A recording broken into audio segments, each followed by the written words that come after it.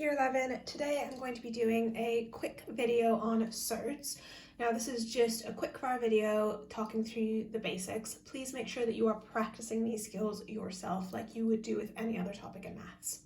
So the first thing you need to know that Surds are always going to be on a non-calculator paper, so it's worth you revising this topic without a calculator. The second thing you need to know is what a surd is and how to recognize it. Now this might look like a surd, but in actual fact it's not. Root 16 can be simplified to a whole number. The square root of 16 is of course 4. So that is not a surd. Whereas root 8, when simplified, will either give us 2 root 2, or if I wanted to put it into my calculator, which I'm going to do quickly here, root 8, and then press my SD button, that's going to give me an answer of 2.828427,125. You can see that it's a decimal value that continues on and on forever without terminating or recurring. Therefore, it's a surd. So when we're dealing with surds, we're dealing with numbers that even when we simplify them with or without a calculator, we don't get a whole number, don't get a terminating decimal or a recurring decimal.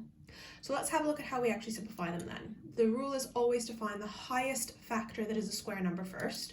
So the highest factor of 75, that is a square number, is 25. So I'm going to write it as root 25 times by root 3, because of course 25 times 3 is 75. And then to simplify that, I'm going to square root my 25, which leaves me with 5 root 3. But I don't really want to deal with that multiplication symbol in the middle, so I'm just going to change it to 5 root 3.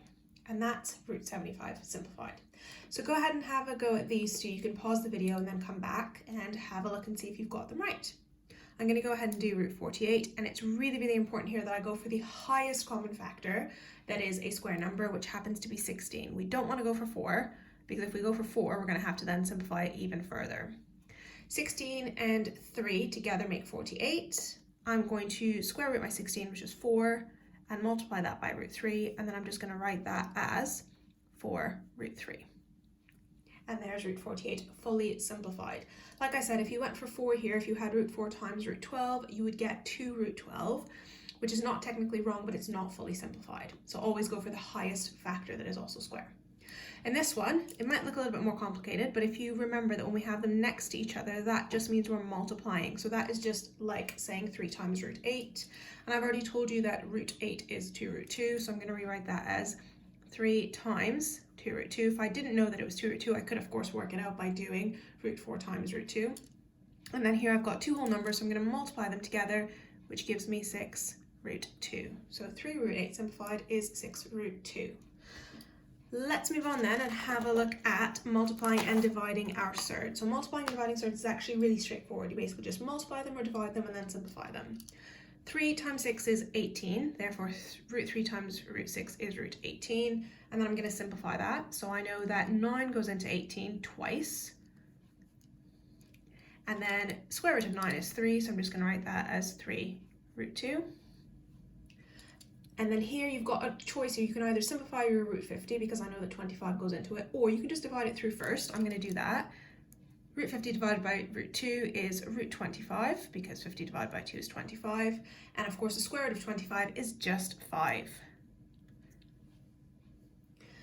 If you have some numbers in front of your surds, remember that just means multiply by. So that's like saying 2 times root 3 times by 3 times root 2. And of course, when I'm multiplying, I can do them in any order that I like. So I'm going to go ahead and pair up my integers. 2 times 3 is 6, and root 3 times root 2 is root 6, so the answer is 6 root 6. So all I've really done here is multiply the integers, multiply the surds. If root 6 simplified, I would simplify it, but the only square number that goes into 6 is 1, so I'm going to leave it as is. And then finally, we're going to do a little bit of FOIL, just like we do in algebra. So I'm going to start with my first two terms. 5 times 5 is 25. Then I'm going to do the two outside terms, so 5 times negative root 2 is negative 5 root 2. The inside terms, root 2 times by 5 is positive 5 root 2. And then root 2 times negative root 2 is negative root 4, which I can simplify it, and I'll do that in a minute. So I've now got 25. My negative 5 root 2 and my 5 root 2 will cancel out, and root 4 is just 2. So I've got 25 take away 2, which is 23. Okay, so let's move on down and look at adding and subtracting surds, and also rationalizing our denominator. So when you're adding and subtracting surds, just like in algebra, you need to have a like term. These are not like terms. I can't just add them together as they are. I need to simplify them first. So root 48, I think we did this earlier, is root 16 times by root 3. Root 75 is root 25 times by root 3. That therefore gives us 4 root 3 and 5 root 3. So I'm going to rewrite this as 4 root 3 plus 5 root 3. And now that I've got my like term here of root 3, I can add them together. So 4 lots of root 3 plus 5 lots of root 3 is equal to 9 lots of root 3. And the rules are exactly the same with subtracting. If I was subtracting there, I would simplify my surds first and then take them away.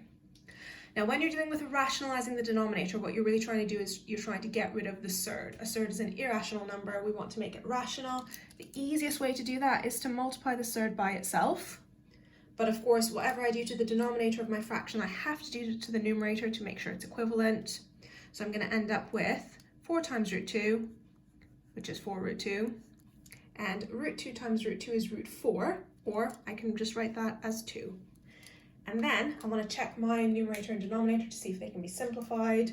I can simplify my 4 and my 2 because 4 divided by 2 is just 2, so I'm left with 2 root 2. And finally, for this last one, I've got a binomial. I've got 2 terms in my denominator, so just multiplying by root 3 won't cut it, because if I multiply that by root 3, I'm going to get a whole number, but multiplying that by root 3 will give me 2 root 3, and I will still have a surd in my denominator. Remember, rationalizing the denominator means getting rid of all the surds. So what I'm going to do instead is I'm going to multiply all of it by 2, take away root 3. And the reason why I know that's going to work is because of the example we did on the previous page. So when I did 5 plus root 2 times by 5 minus root 2, I ended up with an integer as my answer. So I'm going to do the same thing here. Numerator, 4 times by 2 is 8, and 4 times by negative root 3 is negative 4 root 3. And then in my denominator, I've got 2 times 2 is 4. I've got 2 times root 3, which is 2 root 3, and 2 times negative root 3, which is negative 2 root 3. Those are going to cancel out, so I'm not even going to bother writing them in. And then I've got my 3 times by negative root 3, which is negative root 9. But of course I can simplify that. So I'm left with, for take away 3, which is just 1. And anything divided by 1 is just the same thing again, so it's just 8 take away 4 root 3. And that's probably the most challenging question that you're going to get when it comes to surds.